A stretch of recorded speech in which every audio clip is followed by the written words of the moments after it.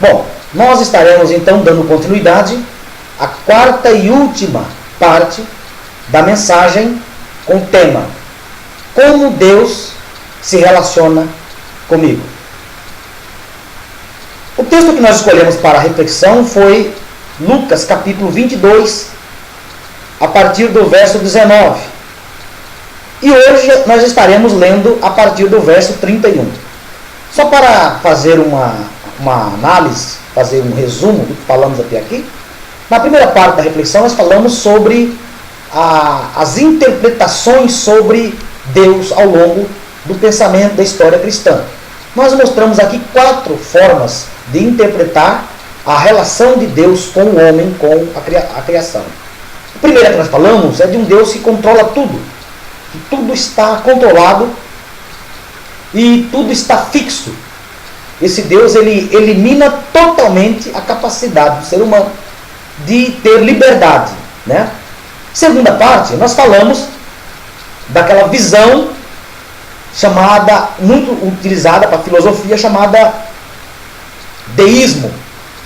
O deísmo é uma visão que acredita que há um ser criador, uma mente criadora, inteligente, que criou, porém esse criador ele não se relaciona com a criatura. Ele apenas criou com leis fixas, regras, normas, que como se desse corda a um relógio e ele trabalhasse por si só. Ou seja, nesta visão, o homem ele trabalha dentro de um cronograma automático. Não há interferência, não há relacionamento entre o Criador e o universo criado. Na terceira visão, nós falamos, na quarta visão, nós falamos de um Deus que cria, dá liberdade ao ser humano, mas esta liberdade, ela tem limites.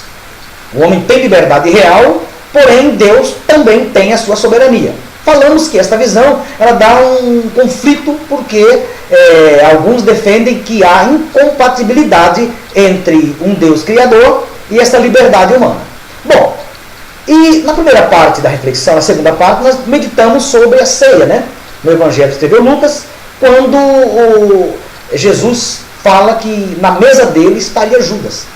Então nós falamos sobre como Deus se relaciona comigo. Ele se relaciona com bondade, mesmo sabendo que nós poderíamos fazer o que deixamos de fazer. Na segunda parte, na terceira parte, aliás, nós falamos que, a partir do verso 24, que houve uma discussão entre os discípulos. Jesus havia falado que ele iria ser crucificado, já era o final do ministério, e Jesus, há uma disputa aqui. Os discípulos começaram a se interrogar, a questionar e a debater quem seria, então, a pessoa que iria ser o líder, estar à frente, no lugar praticamente de Jesus. E aí nós falamos que como é que Deus se relaciona conosco? Com bondade, mesmo quando nós desejamos fazer ou desejamos ter o que não deveríamos desejar ter. E hoje, na última reflexão, se encontra ainda no Evangelho que escreveu Lucas capítulo 22, a partir do verso 31, que diz assim: Simão, Simão, eis que Satanás vos reclamou para vos peneirar, como trigo. Eu, porém, roguei por ti, para que a tua fé não desfaleça. Tu, pois, quando te converterdes, fortalece aos teus irmãos.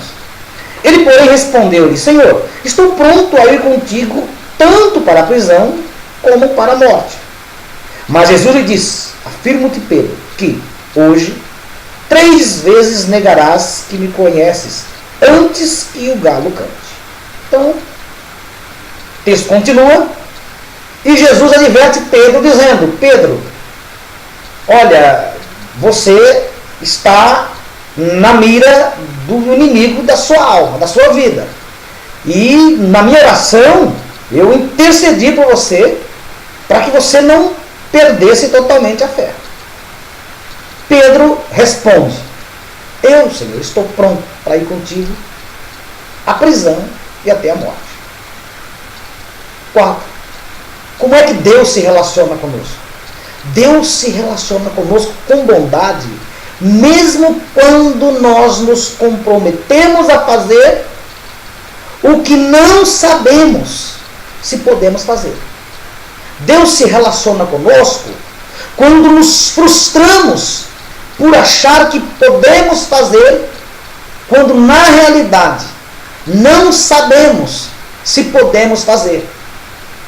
O texto se desenvolve, você pode ler depois, que no momento de angústia, depressão, o Pedro que disse que estaria pronto para ir à prisão e até a morte, ele nega Jesus. Ele faz justamente como Jesus já havia lhe advertido. Jesus disse no verso 34, afirmo-te, Pedro, que hoje 3 vezes negará que me conhece antes que o galo cante. Então o que mostra aqui? Um Deus que conhece o teu futuro, o meu futuro, um Deus que conhece as nossas ações, Ele sabe das nossas limitações. E mesmo assim, Ele nos trata com bondade. Deus não castiga você por suas falhas, porque as suas falhas já lhe traz sofrimento como efeito dos seus erros. Então essa teologia do terror e do medo, de um Deus que está com os olhos como chamas de fogo, de um Deus que vai cobrar de você, um Deus que lhe exige perfeição, um Deus que exige santidade, um Deus que exige renúncia, um Deus que exige tanta coisa.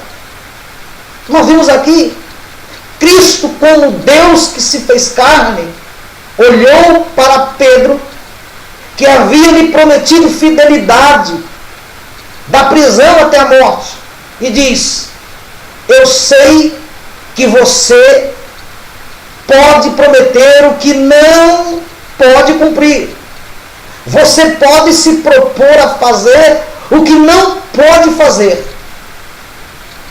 Ele olha com bondade e diz, olha, quando você se converter, quando você mudar, quando você cair em si e perceber que a santidade para mim não é fazer muito, não é agir com alarde, não é fazer demonstração de coragem, de demonstrar o santo superior. Quando você descobrir isso, você vai entender que eu sou Deus que se relaciona com bondade, com misericórdia, com afeto, com carinho, mesmo para aquelas pessoas impetuosas que fazem projetos e não conseguem cumprir.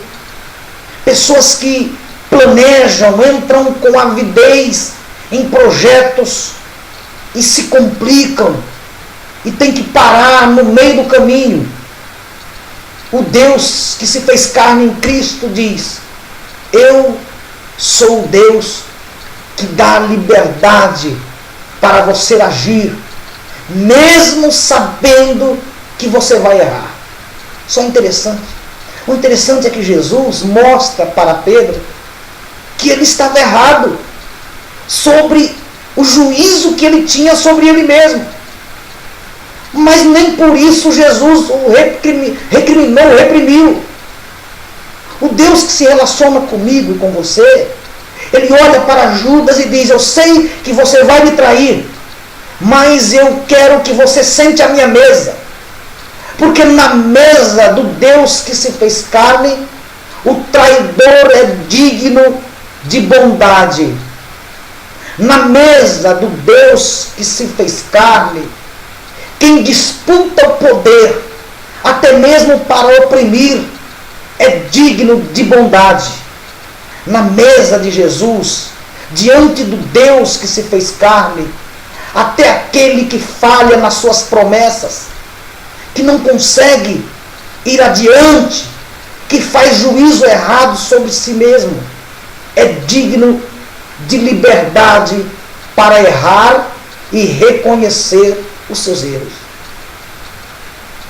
Tem se ensinado muito um Deus que não tolera erros, um Deus que vai cobrar, castigar o homem pelos seus erros, um Deus que olha com olhos com chama de fogo, um Deus vingador, um Deus irado. Quando olhamos para Cristo, Deus em carne, Ele olha para um Pedro que diz: eu prometo fidelidade desde a prisão até a morte.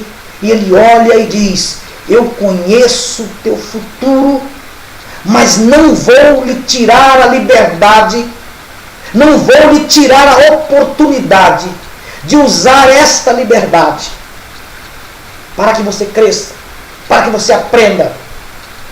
O Deus que se relaciona comigo e com você é um Deus que olha o nosso futuro e diz: eu sei, eu conheço, mas eu dou liberdade, porque somente através da liberdade, dos erros, dos fracassos, é que você pode cair em si e ter uma imagem mais próxima de você mesmo.